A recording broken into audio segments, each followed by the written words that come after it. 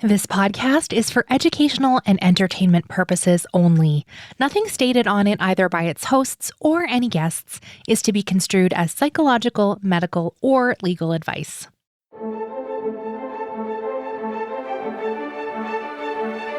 You're listening to Adoptees On. I'm your host, Haley Radke. Nope, that's not what I say. You're listening to Adoptees On, the podcast where adoptees discuss the adoption experience. I'm your host, Haley Radke, and with me today is Carrie Cahill-Mulligan. Hi, Carrie. Hi, Haley. Welcome to this very special episode of Adoptees On. Usually, Carrie and I chat and record together on Adoptees Off Script for Patreon supporters of the show. But today, Carrie is with me because we are going to celebrate something very exciting. Guys, I don't know how to act. I'm normally behind the paywall, and I feel like I ought to have, scrubbed my nails and spruced myself up to be out. I know. I should have put makeup on today, right? Yeah. Okay. Imagine us being very fancy, very formal, because the good news is, exciting news is, It feels like fake news, actually. No. Yeah. Really? Yeah, it does. Uh-huh. Well, let's get to it. Okay. Drum roll. Adoptees On, the podcast, has been downloaded over 1 million times. Are we going to have a crowd sound edited in? Otherwise, I got to make a lot of noise right now. Yeah. Applause. Yeah. Imagine confetti, you guys. Yes. This is amazing. Haley, what? How did this happen? I don't know. I remember getting really excited when one episode got 100 downloads. And I mean, truly 80% of all podcasts out there, the median number of downloads per episode is 150-ish. And so to know Adoptees On is pretty consistently in the top 10% of all podcasts. And, you were the guest on the very first episode of Adoptees On. Amazing. And your episode has the most downloads, and we're over 8,000. What? On your episode now. Mm-hmm. Wow. Shout out. Hi, you guys. Whoever listened. Hello. I know, right? Isn't that funny? Okay, so before we talk more about that kind of stuff, let's do a little update. Okay. Because that was in 2016. Oh my gosh. So I think we should just do little updates on our adoption stories, I guess. Sure, because you also gave, so my story, you interviewed me for the first one that launched on July 4th, 2016. And then at the end of... Wait, don't say July 4th. Say What? July 1st, yo. Canada. You were born here. I know. And you know what? I put it in my head. It was on the Independence Day of our country, and it just came out wrong. From Canada. July 1st. See how adoption, we're going to get into that identity stuff. Woo. Anyway, sorry to interrupt you, but go on. No, I just went off of a deep thought there. I just, where was I headed? Tell us your story and any updates you have since we recorded in 2016. Since I last told you my story in 2016, I was going to say, because I got to tell my story, and then at the end of season 1, you got to tell yours. I interviewed you. So I'm sure those episodes, what is your episode number there? 13. Okay, so episodes 1 and 13, then we'll do updates from there.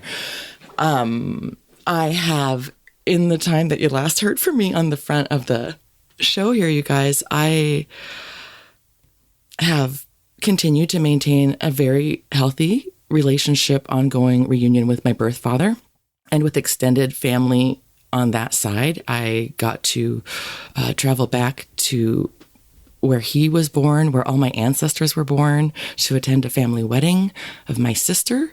Actually, that was our first off-script episode. I think that story, if you're at all interested, you can look back. Oh my word, really? Yeah. Wow. Yeah, it was Carrie's trip to Labrador, I think, was the first. Okay. Uh-huh. And I have actually had some ongoing and beginning contact with my maternal side through a cousin, through DNA testing, and am slowly building in that side of my identity. I think those are the two main big things that have changed for me. What about you? Well, I shared that I had a brief 4-month reunion with my biological mother way, way, way back. I think I was 22. And since then, I have had no contact with her. She's not responded to anything. I've sent her some information here and there, some medical changes for me, and reached out occasionally, but I've never heard anything back.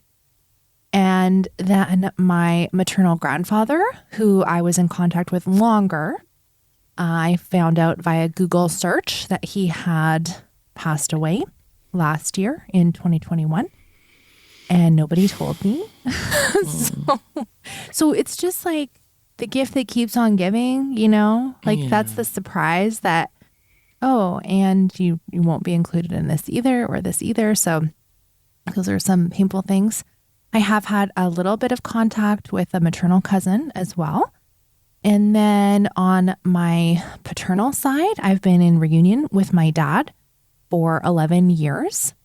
And I literally, when we're recording this, I just returned from attending my brother's wedding, in which I was in all the family pictures. There was not one where they were like, oh, okay, just the OGs, you know. That did not happen.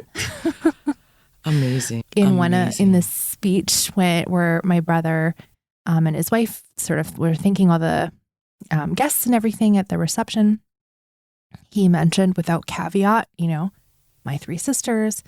And so those moments were so impactful for me, and probably no one else in the room was thinking like, oh, that's so, you know, nice that he included you, right? Like it just, for everybody else, it just was normal. And for me, it was like so significant. I'm still talking about it, you know? Absolutely. Absolutely. Yeah. And just shout out to you for doing the work, I guess, to maintain those relationships and to be in their lives, because it's in preparation for talking today, not only did I listen to our first episode, but I also listened to the trailer.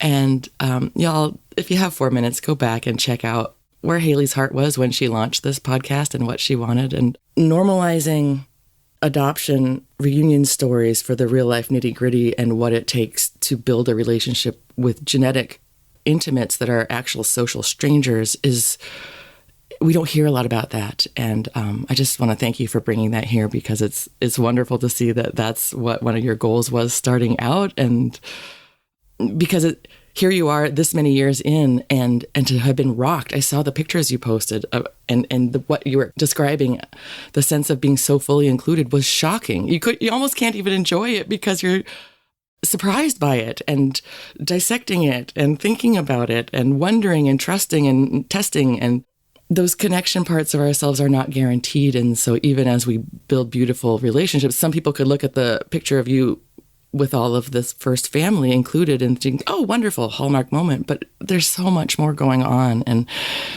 this show has provided a place for all of us that tune in to really explore what those complicated shades of feeling are.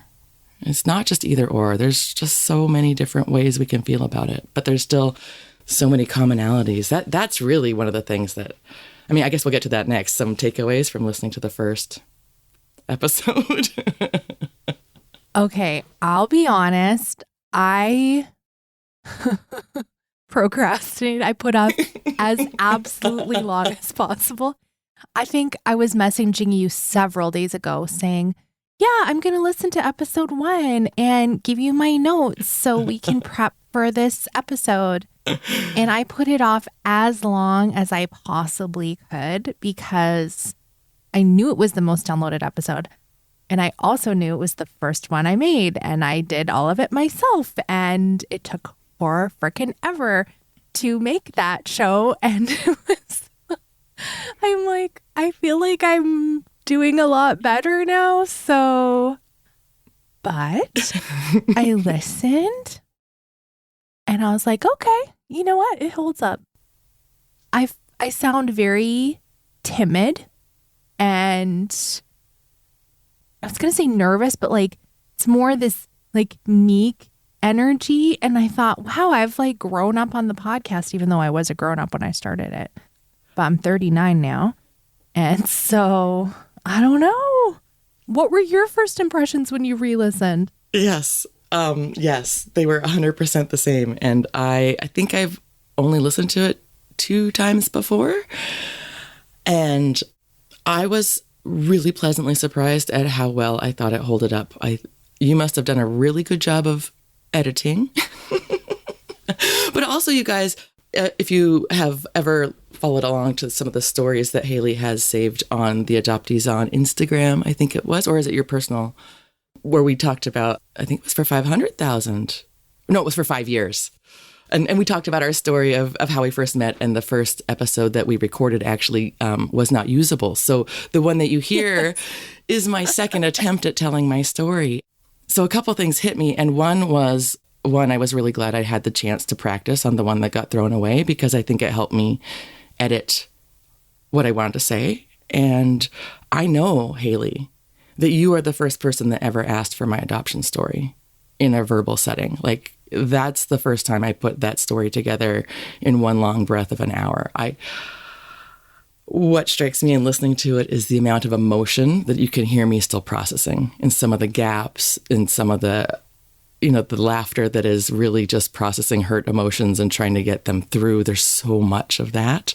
Mm-hmm. And I just feel for my baby adoptee self of like still just in the first, it had been a couple years that I was processing adoption, but I feel also timid in some of my pronouncements and in some of my opinions. I was still really obviously to me grappling with the hurt, even though it's years past when the reunion started. It's a good 8 years past when I started with Alan. And that just shows me, just because time passes doesn't mean that we grow. We have to work with some of the things, I think. I'm no therapist, but I feel like the fact that you and I have taken the time almost weekly in the past 5 years, in the bonus episode we do for patrons that help make the show go on the Patreon offered off script podcast, whether I wanted to or not, we've been talking about adoption stuff a lot. And I can just see all the gaps in my thinking. I can see and hear some of the baby ideas that are starting to grow, but haven't had time to really get fully formed. And so I have a lot of empathy for myself in listening to that, and for you, and just for how we were setting the template, because I was also like, there was no standard format for the show. And that really delighted me to hear, oh, I know that you knew what you were doing, but I didn't know that's how it was going to sound, Anyway, just those were the kind of things on an emotional level that really hit me. Was it still seems raw to me in hearing myself. I can hear that emotion. Okay, well, here's a good time. Let's hear a clip, and then I want to hear you react to it and tell me if any of your thoughts on this particular thing have changed.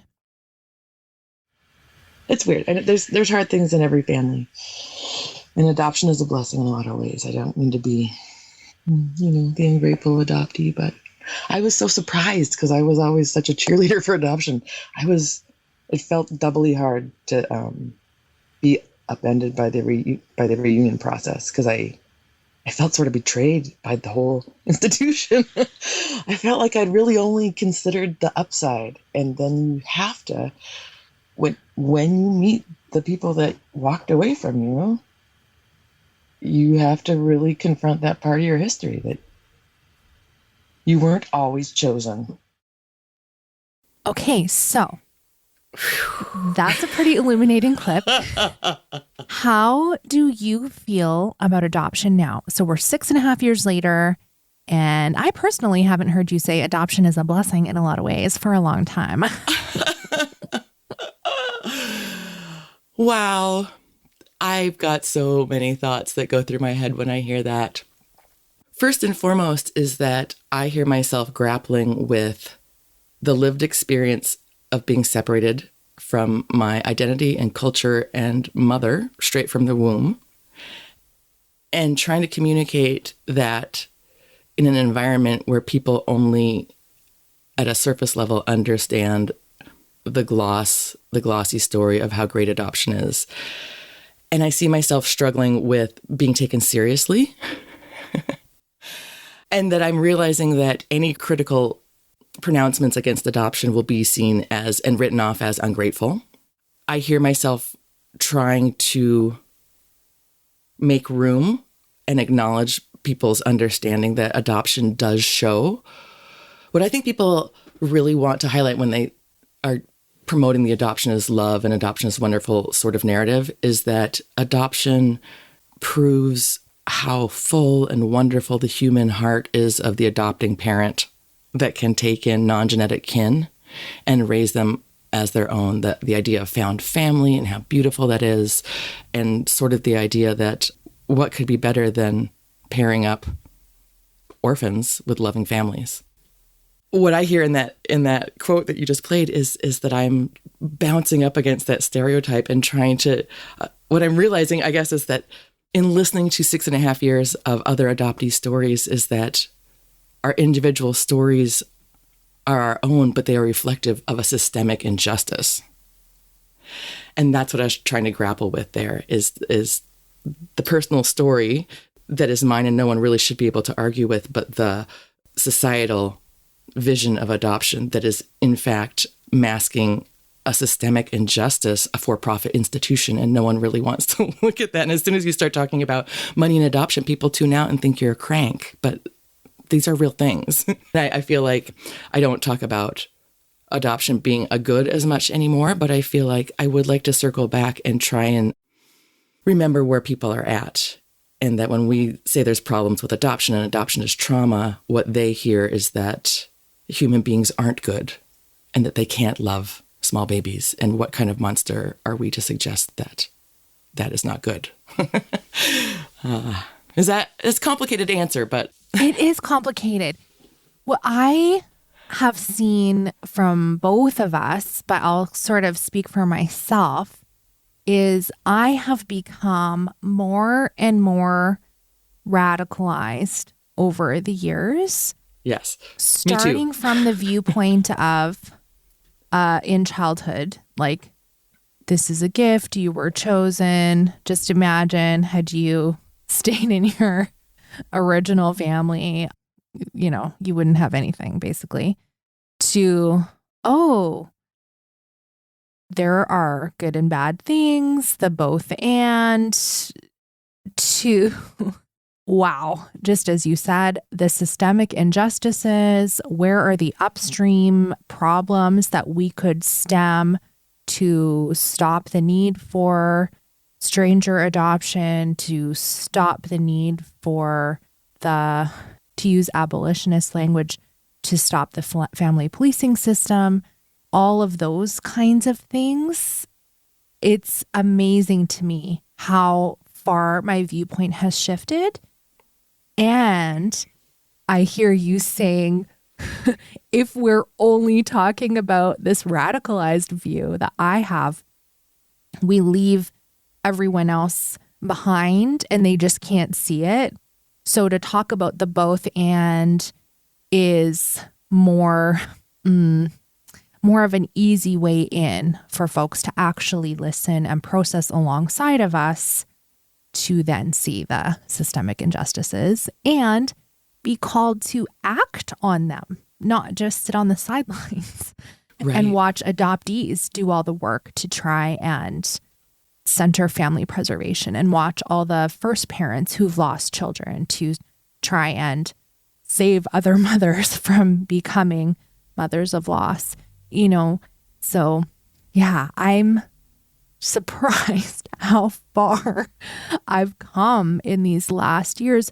When starting out, I really thought, wow, I have a really nuanced view, and because I see some of the negative sides too. Absolutely, Haley. Absolutely. And I I jokingly have said on our off-script episodes that you have radicalized me being part of this adoptee community, and I don't put that on your feet. I think it's just knowledge, and knowledge is power, and the ideas had been handed to me through such an unassailable point of view before that it's been very powerful to hear other people describe the same sorts of struggles at personal levels. This critical mass of voices joining together to talk about individual harms that come from a common collective system of injustice, I would have never guessed that would happen. I didn't imagine that could be the outcome of this podcast. I just, and this is, we're recording this in the middle of November, y'all, and, who knows what the fate of Twitter will be. I mention that only because I only met Haley through Twitter, and I don't know if your other initial interviewees were also Twitter friends and follows. And yeah, they were. If Twitter goes down, as it might, if you follow the news, who knows? I'm just so grateful you have made this community here for adoptees, because we were each out there in our own little silos, and you found a way for us to put our voices together and make a chorus. And we're not singing the same part, but it's all the same song. There's sopranos and bass and altos and people doing percussion, but we're all in the same song here of what an adoption experience is like. And I think it's really important, as you said in the very first intro, the sneak preview into the whole series. We're the least heard from group. So I still think that's true. I do too. Yeah, I still think that's true. Even though over the last years, there has been an explosion of adoptees doing all kinds of things. So much. Other podcasts, more social media accounts featuring adoptee voices and talking writers about the hard things in adoption. Yes, writers groups, more memoirs. Letters to the editor. Everything. It's so good, you guys. But I just feel like it only really can get this weight of collective strength because there are a few, you were not the very first adoptee-centered podcast, but you were one of the first 5, I think. And this whole group, everyone doing it together, I feel like it's like spontaneous generation where things happen. The same thing happens in different places around the world. I feel like it was an uprising, and I'm so grateful for it, because if we lose our social media contacts, you've already built another place. There's somewhere else for us to go. Yes. Okay, I want to ask you another thing about your story and processing. And I don't know if you know this about how I've seen you, but from the first times we connected and you told me about your history, I have always seen you as an Indigenous person. And you don't ever lead with that from what I've seen. And I'm curious, over the last few years and hearing from other transracial adoptees and reading their memoirs and listening to the interviews, I'm curious how you've grappled with your Indigenous identity since processing those things. That's one. Thank you for giving me that feedback. You've never shared that with me before. And what are our friends if not the mirrors that we need in our lives to show us things that we can't see about ourselves? So thank you. My friend, I have struggled mightily with my Indigenous identity. Let me just back up and say Reunion had me struggling with my identity, period. I have never had such an upheaval in who I thought I was since my teenage years. And I know a lot of us would never want to go back to that. I think the majority reason for that was layering in, if y'all haven't listened to my story in episode 1, the Catholic Adoption Agency knew that my father was an Indigenous man from Labrador, a Métis man. White explorers came to Labrador and met and married Indigenous women.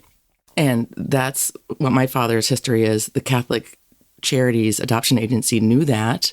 And literally, so I have paperwork that shows they know his heritage. And then I have the paperwork that they told me about myself, which is that I also have his heritage. They told me that he was only English and Scottish, and they left out his Indigenous background. And to know that that was kept from me is a real pain that I've had a hard time probing. It feels very numb inside me.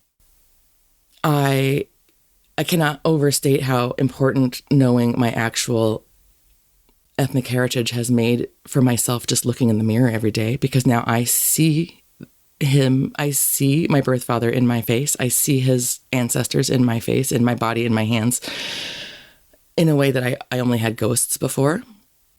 Really nothing.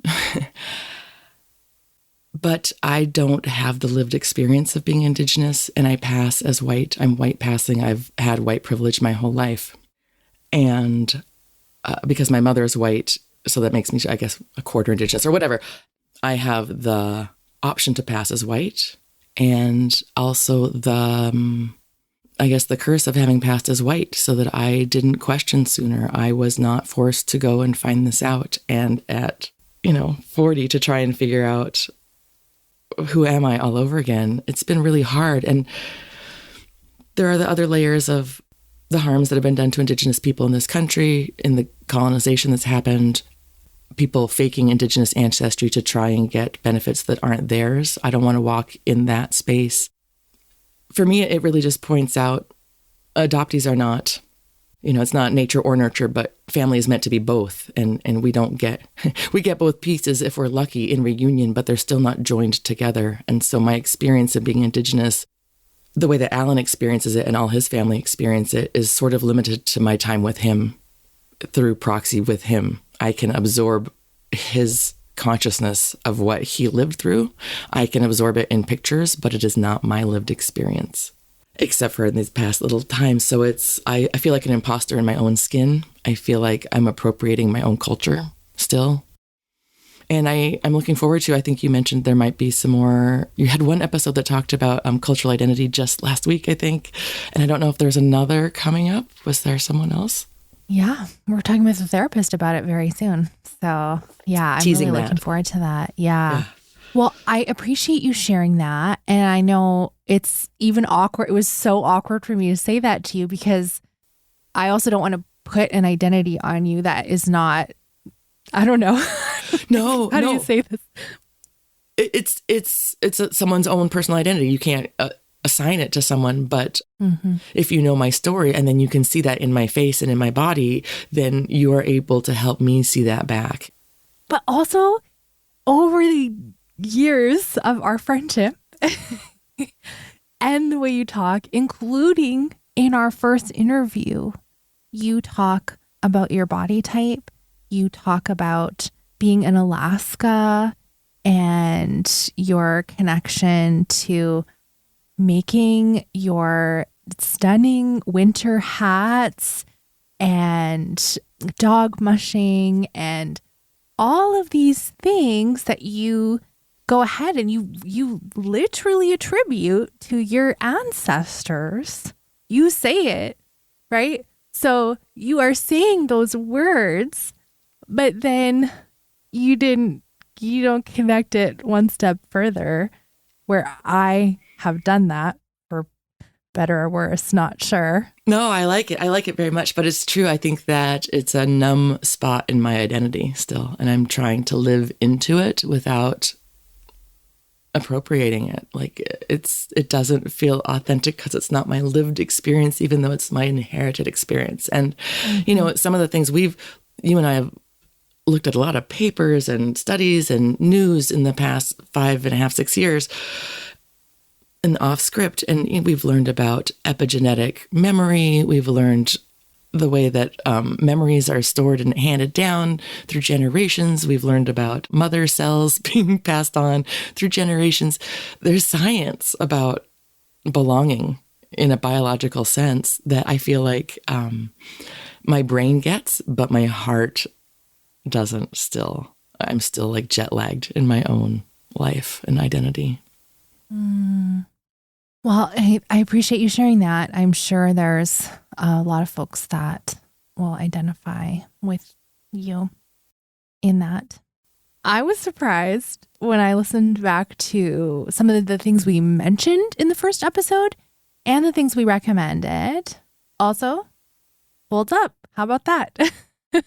Absolutely, you guys. Really good recommendations, I thought, right out the gate. Yeah.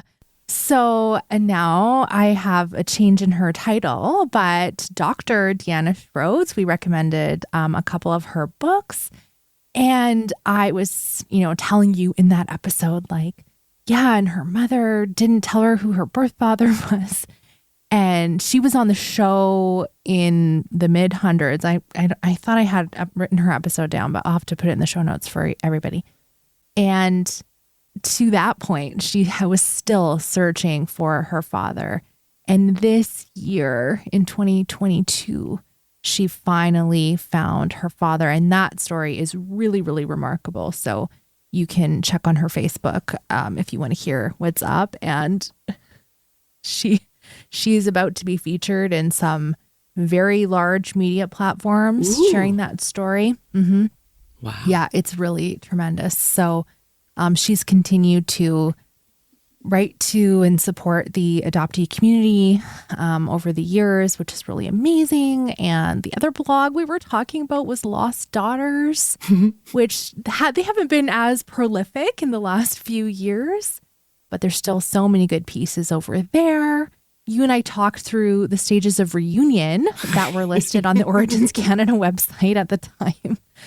And I went through and clicked through, and they've updated their list, and they have a few more stages. And it's interesting to me, over all the hundreds of conversations I've had with adoptees, either on or off air, how I'm like, wow, we really are in like the stages of grief, meaning it's not one step after the other. There's cyclical. Sometimes you hit some, sometimes you don't hit, many of them, like all of those kinds of things. So I just thought, wow, like we really hit on these things that are still have value, and the conversation has been added to so much over the last years as well.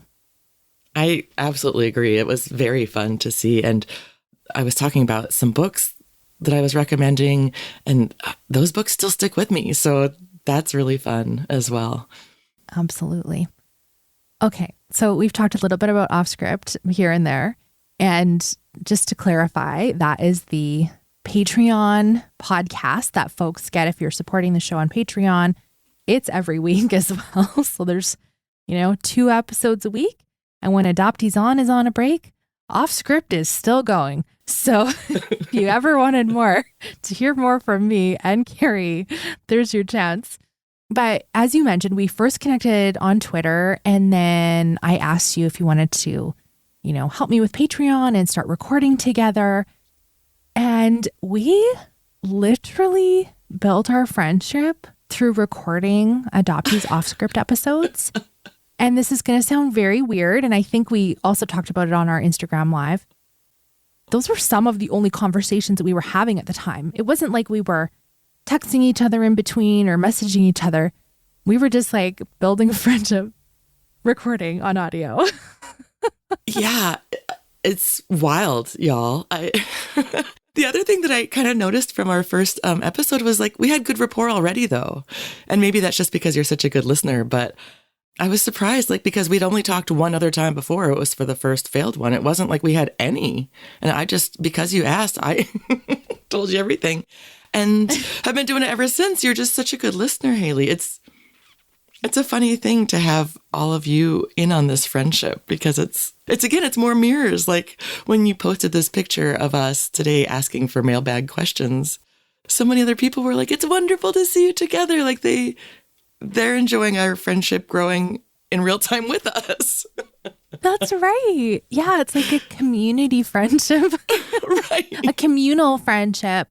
Because when folks listen to us, like they literally feel like they're sitting down at the table with us having coffee or whatever. Or we're out on a run with you, which I wish that counted towards our heart health together. But I'm curious us what your feelings are about the friendship we've built and the benefits to having adoptee friends. And I'll just go first. This summer was the first time we were ever in person together. And that was so amazing. And it took me forever to post about it or share any pictures because I wanted to like hoard it to my phone. I was going to say it's almost worse because now, like, I know what I'm missing. Like, I just wish we lived closer. But how wild to know you for 6 years before we actually meet. And not just a friend that you know, someone you pass at work or something, but someone you tell all the hardest things that you're thinking about and dealing with and going through. And tears have been shared. And I'm not even a big crier.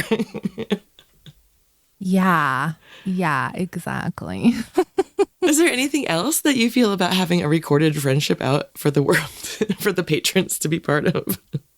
Well, I haven't listened back to most of Off Script, and it just feels like I'm eavesdropping on past Haley. Yes. And sometimes because I have children and I have this weird job where I know I have, you know, I'm going to have thousands of hours of audio that when I die, my kids can listen to and, you know, discover more about their mother. Sometimes that's the lens I'm hearing it from. Like, oh my gosh, what if they listen to this someday? And it's more about like this legacy piece for me, which is, I don't know, I know it's a strange thing to say, but as we're living out in real time these friendships and conversations, like nobody else is recording their conversations and listening back to them if you're, you know, of sound mind. Like it's not, right? You're not a creeper, right? Yeah. So it's weird, you know? Because I can go I like, no, Carrie, actually, you said this. Remember? Here, let me play it back for you. Right? Like I literally did that today. No one else can do that. So it also feels weird. Yeah. But it is, I find it interesting because I do go back and listen because there's often things that I'll say like, oh, right, I got to do that. And I never remember to do it unless I go back and listen. And so it's wild because I'll be like, oh, she did say that cool thing. Oh, I was going to check that setting. Oh, I've got to remember to look up that show. And so it amazes me like how much can go in and out of my head, even though in the moment I'm like with you, totally going to follow up. And then it's like, oh, yeah. Yeah. So it's kind of nice. I just have an audio reminder of what we talked about and what I said I was going to follow through on. Okay. Is there anything you have said on the record that you regret? No, although I will say that it's just a little embarrassing to be learning in public, I guess, or on Patreon, because I know that early on, you and I both had limited ideas or understanding of how much better, say, open adoption would be. And now I think you and I, current selves, would debunk past selves' ideas and disabuse ourselves of why that's not necessarily better. And maybe it's just a panacea to make more adoptions happen. I'm with you. Those are the things I regret. Yeah. And I think sometimes about people taking quotes from past Haley and being like, well, no, see, this is what Haley believes, you know? It's like, well, not anymore.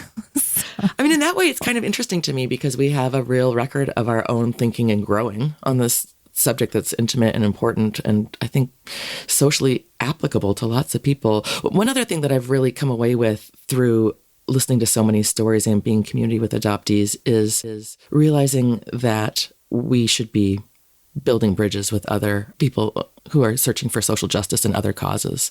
And that I think those are the easiest bridges. Those might be the easiest inroads we can make. Yeah, I've definitely struggled on that front. I will be completely candid about that because from the inception of this podcast, I have always led with adoptees are number one. Mm-hmm. And so I try to make every decision about who I have on the show and what topics we cover and what I say publicly and who I interact with publicly to always center adoptee voices. And I think I've done a really good job of that. I don't think anyone could point to something I've done or said to be like, oh no, well, Haley was really highlighting adoptive parents there or something. No, agreed 100%. You have been such an advocate for adoptees, Haley. So that's why when folks talk about allyship with other groups, I absolutely see there is a place for that, and especially for those involved in political activism and trying to have more support from officials for opening records or adoption annulment or any of those kinds of like actual political issues that won't get changed unless government changes. I'm not really in that space. I am really more focused on changing the societal narrative and not necessarily doing actual political on the ground activism. And so I just keep adoptee voices centered. Absolutely. Well, and I think it's super important because I know that something we've talked about before is that in many ways, adoptees are still trying to struggle to claim an oppressed status. Most people just think we're lucky. So we're still trying to carve out a space where people need to understand why this is a civil rights issue. So I think that's really important. But I just meant it more as even just in conversations with friends, understanding ways that adoptee struggles mirror other struggles, and that those are maybe inroads into conversations in ways that I can get people to circumvent the knee-jerk reaction that they have, the conditioning that adoption is great. Right. That totally makes sense. Excellent. Well, what I was going to share as my most embarrassing moment is literally screwing up that interview with you, my very first one, which I've said before. And it's not front facing. Wear headphones. It's not front facing. Yeah. No one will ever hear it. Right. I don't even know if I have it anymore, frankly. You might have some more questions, but I'm getting curious about our numbers. Like, Wadey, what are you talking about for numbers here? Oh my gosh. So, okay. My official numbers are at 1 million now, but because of my podcast host, I'm probably more around 1.2. What? I know. The stats report differently depending on the platform. So I'm probably more around that at this time. But I want the screenshot that's got the mill right on the one site, not counting all the other places like YouTube and Facebook and Google Podcasts and those spots. But there's over 150 countries. What? Yeah, which is really amazing. And some of them just have 1 or 10 downloads, but that's a lot of countries, for sure. Yeah. Which is really, really fun. I'm Googling how many countries in the world? 300? I know. This is the thing. I don't think I'm ever going to be it's over 400 countries, right? Because I don't think there are 400 countries. I think we're closer to, 190 something. So, yeah. Yeah. And your episode is the number 1 episode downloaded. Then Dr. Liz DeBetta. And the third one, this really surprised me, is a recent episode from this year where I did my DNA testing. Wow. I know. Isn't that funny? Haley, wait, how many countries do you say have downloaded? Over 150. So this says 195 countries in the world. That's 3/4 of... 3/4 of countries. More than? Look at us. Yeah. Whoa. That's pretty good reach, girl. Good reach. Yep. Pretty fun. And do you know where left which countries we haven't reached into? Who do we need to pass on that? I have no idea. It doesn't break down that way. No, it's just a list of countries. And on here, there's over 160, but some of them are duplicates. So it's a weird... Okay. It's a weird thing to try and break those out. So fascinating, though.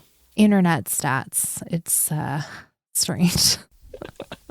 And one of the other questions I had for a long time was how how much momentum do we have? Like, how long did it take you to get to 500,000 versus how many from 500 to 1 mil? Okay, I started working on the show in March of 2016. My official launch date, as we talked about earlier, was July 1st, even though there's a couple episodes, if you look back in your feed, I think they say June. But July 1st, 2016 was like officially public.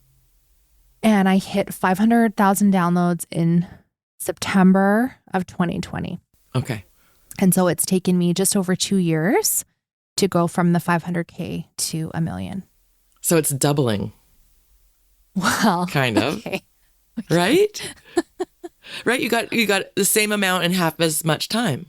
Well, I mean, that's true, but people download like the whole back catalog, right? Like, Okay. I cannot believe the folks that have said, "Oh yeah, I just binged all the episodes." I'm like, wow. And how many total episodes are you at now? This is going to be episode 231. And on Off Script, we're at 193 or 194. So for talking all podcasts of all time, we're at like 400 or something. But you're not counting the downloads for Off Script in this 1 million, correct? This is just for the main show, right? Just the main show. I have no idea. Off Script downloads. It is a mystery. It's fine. Just keep looking. So if there's 300 episodes, you said? Almost? No, we have 231 episodes on the main feed. Yeah. So 1 million divided by 231. Yeah. That's still 4,300 unique listeners if everyone were completists, which they're not. So Right. Yes. I know. amazing. I was trying to talk to my kids about how many people 1 million people are. If it was 1 million individual people, right? If everybody only listened once, then I would have a terrible show, I guess. But anyway, it's kind of bonkers to think about that. Well, and I'm looking at my episode. If 8,000 people, what would a party with me and 8,000 people look like? Like, would that fill the stadium at the Dartmouth Arena? Like, what would that look like? Wow. I know. Isn't that funny? Yeah. Funny to think about. Okay, so you mentioned we have asked for some questions from listeners. And so let's do those questions. Okay. We had a couple get turned in. We have a couple. Okay. Yep. From Susan, who is very active in our Adoptees on Patreon and is one of our Facebook group moderators. She asked, do we have a favorite book club we read in book club? Because we have a book club on Adoptees on Patreon. And why is it your fave?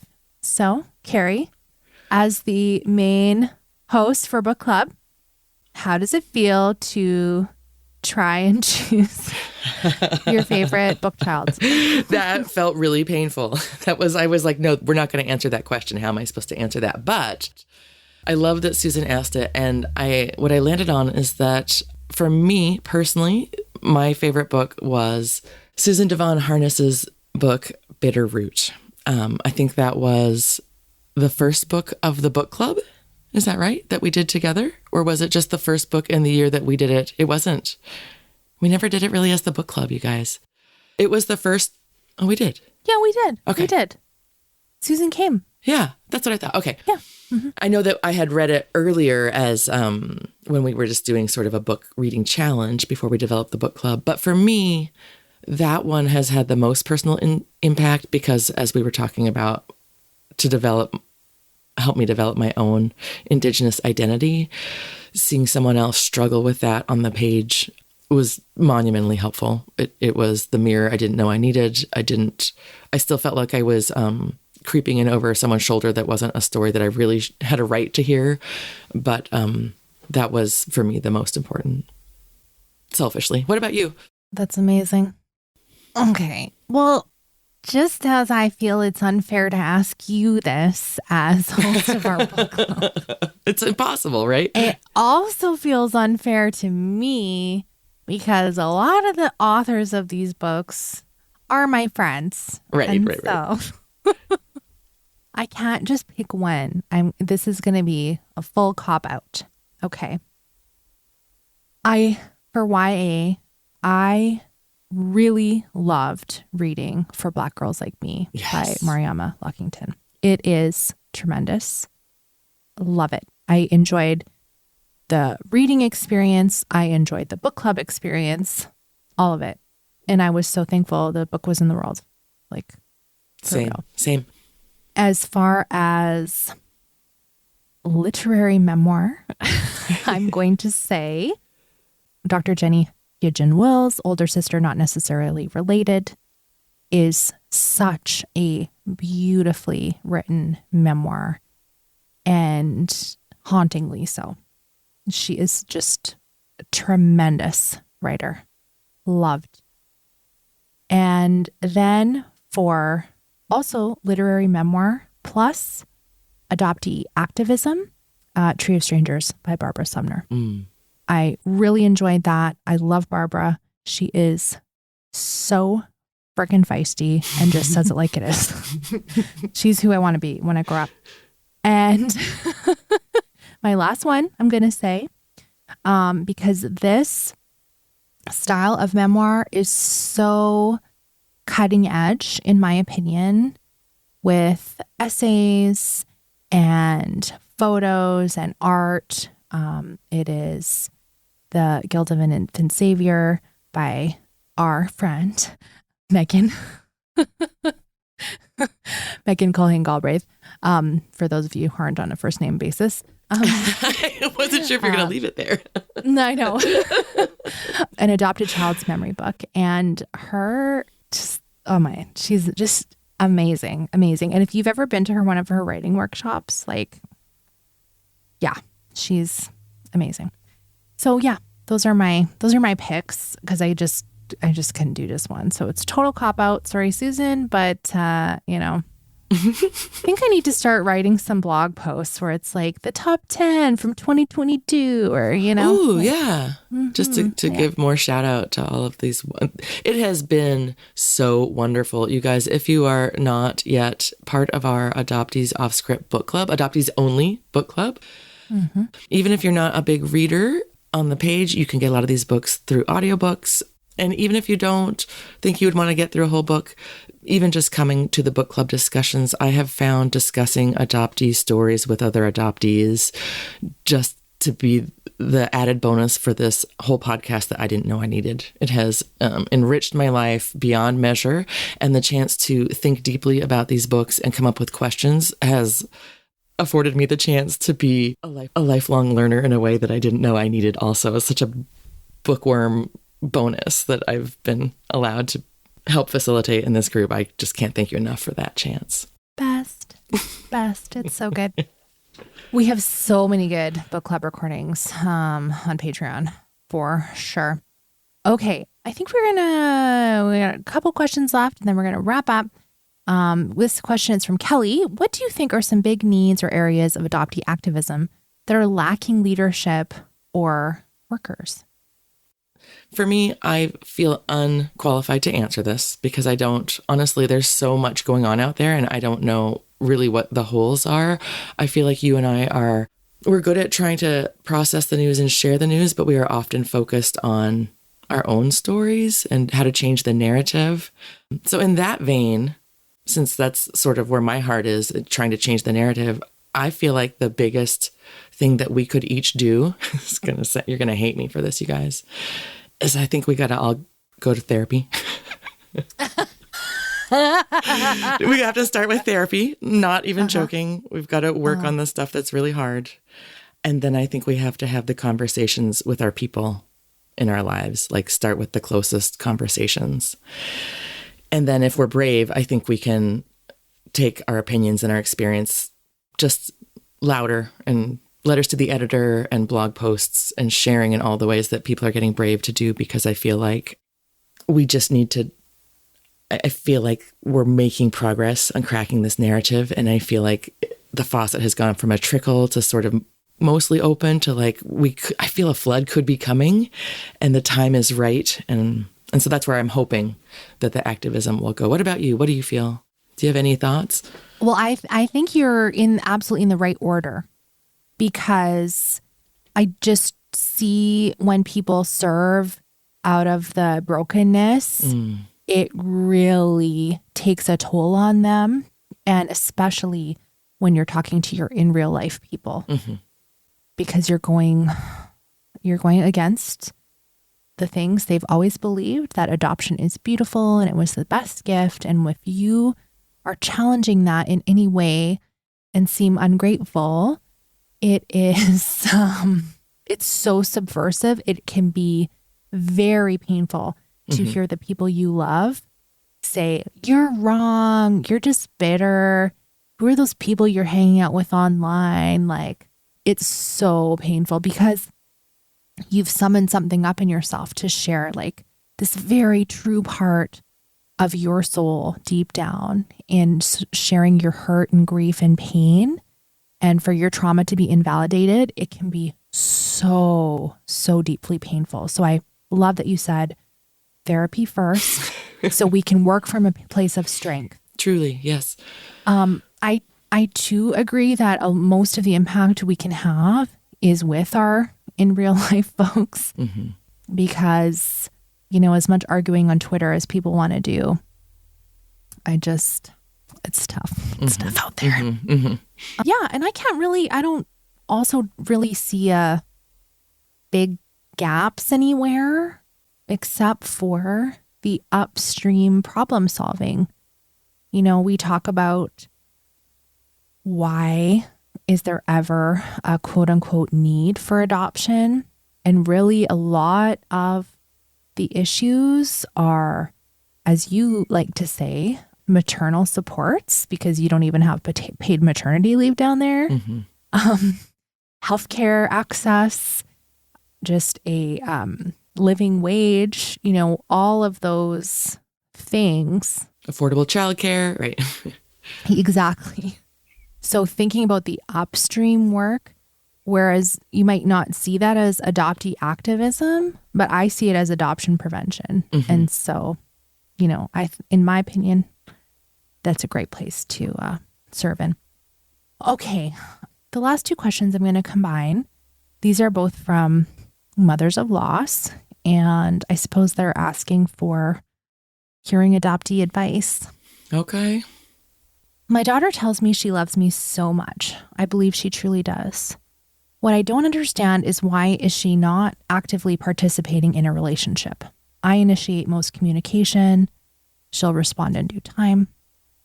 And the other, again from a mother of loss, would you want your bio mother to keep reaching out to you if you ghosted her a few years back, or would you want her to respect your silence and leave you alone? Whoa. These are so heavy, and I have a few thoughts on them.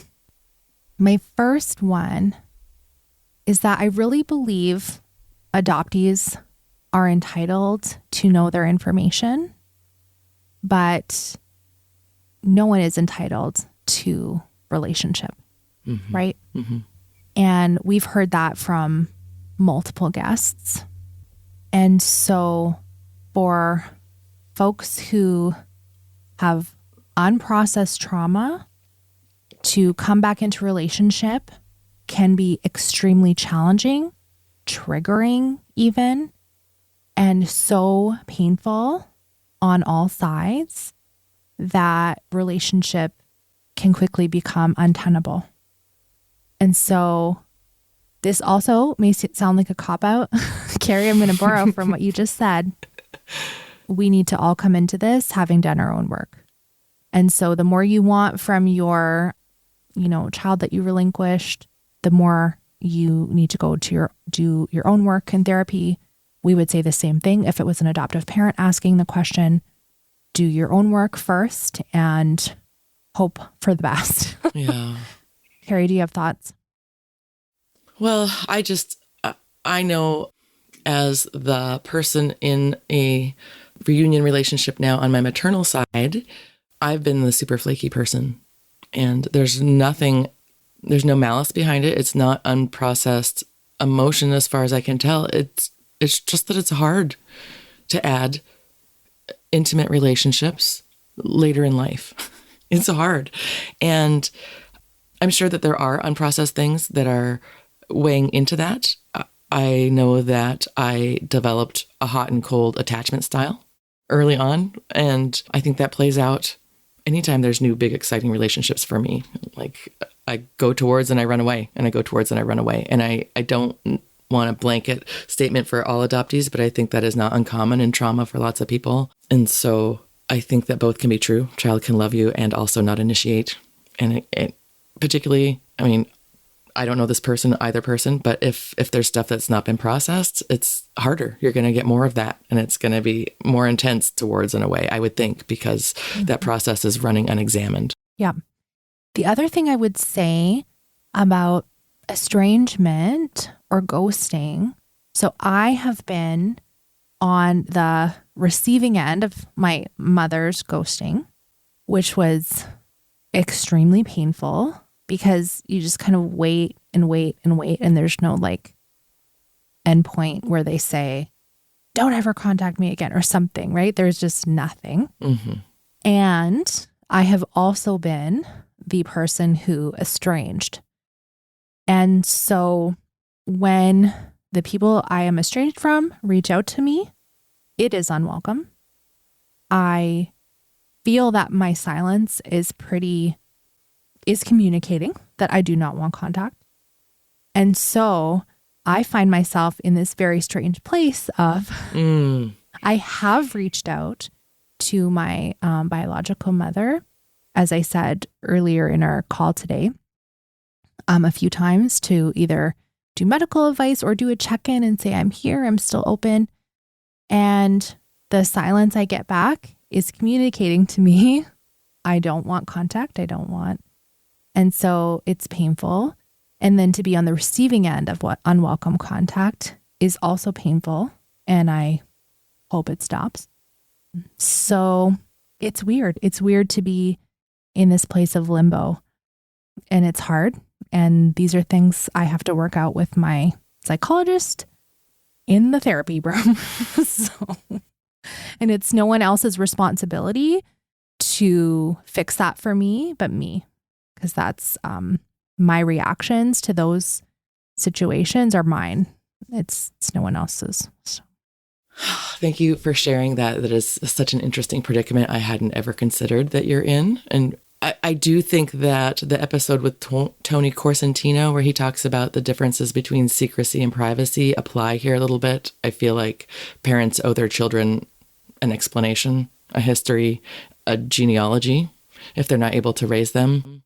I don't think that those same relinquished children owe ongoing contact to the people that didn't raise them. I think that I just think there's a different set of responsibilities for parents towards children and vice versa, whether you're adults or not. I will also say that when I was estranged from Alan, birth father, he did not reach out to me, and that was really important to me. I needed to feel like I was in control of that situation. I didn't, part of the estrangement was because I didn't feel like I was being taken seriously, and I didn't feel like I was being heard. And I think that had he tried to reach out to me, I would have felt less and less heard the more that he kept trying. I think that maybe he's dealt with other stubborn people, but he let me cool down for 2 solid years. He let my sisters know that he was open if I was, roundabout way, but didn't come knocking. And that made all the difference for me personally, because I was able to cool way down and not feel, I felt like I had the agency. I was gonna invite this relationship. I didn't owe it to him, but I came around to wanting it for my own sake, and that made all the difference for me. Thank you. I hope some of those thoughts are helpful to folks. I wanted to recommended resources, but I want to do something a little different. Okay. And it's going to be self-promotional.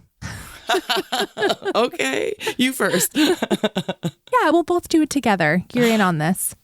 The reason the show continues is because of our supporters, and it allows me to, like I said, pay my editor, pay Carrie to host book club, pay our book club author guests when they come and speak with us. And all the other facets of running the podcast, all the hosting and website. And oh my gosh, you guys, just, there's so much behind the scenes.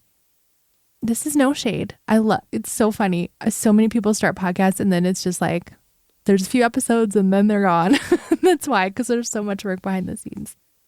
So I really appreciate Carrie and Tiffany and Jen and Charlotte and the folks that work on the show behind the scenes. And we're just so, so grateful. And if you join us on Patreon, our resources for you are the Adoptees Off Script podcast. So you can hear me and Carrie, mostly it's us. I have a few of my other friends on here and there. You can join us for a book club that Carrie was mentioning. So Adoptees Only book club. We only read books that are authored by fellow adoptees. Often the author will join us and we'll have a live Zoom and we get to ask them whatever questions. And often the author is like, this is the first time I've read my book with other adoptees. And it's a gift to them as well. So those are so special. And the other really fun thing that we do are called Adoptees Off Script parties, which I call friendship matchmaking, where Pam Cordano and I host a Zoom party, and we make up fun questions. And then we break out into little groups and you get to meet and connect with other adopted people. So all of those things. We also have a Facebook group that's for adoptees only. And people can come in there and ask questions or ask for supports when they're kind of going through something and get peer advice or just to be heard. And so all of those things are what make this main show possible. So we would invite you to come and join our community there. It's adopteeson.com/community.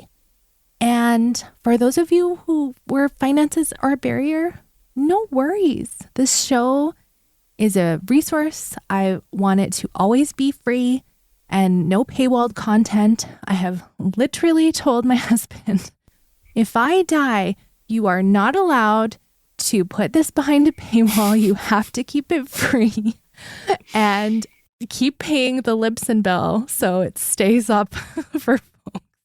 Oh, Haley. So there you go. How about that?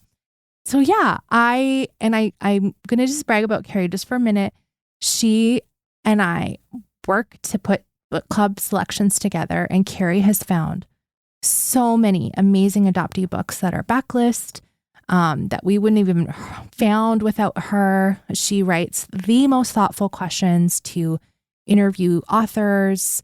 She curates these questions to help our community really learn at a deeper level about the adoptee experience. And she is an expert at adoptee books now, which is so amazing. So it's been a pleasure to see you grow into that role as well in our community and to learn with you through the last several years, especially as we've both worked on being anti-racist and teaching our community to be more inclusive and really active in calling out systemic racism and other injustices. And so I feel like I've grown up with you. So those are all the things I wanted to highlight. And I'm just really proud of what we've built here for our community. And we can't do it without our community. So thank you. And 1 million is so wild. I just can't even believe it. It just means so much to me that people are listening to Adoptee Voices. And I'm honored I get to be like a conduit for that. What a wonderful, beautiful conduit you are, Haley. Thank you. And thank you for inviting me along. Happy 1 million. I feel like we need a cheers. Cheers. Thank you all for being here with us. Thank you. Yes. So, thank you so much for listening. And let's talk again next Friday.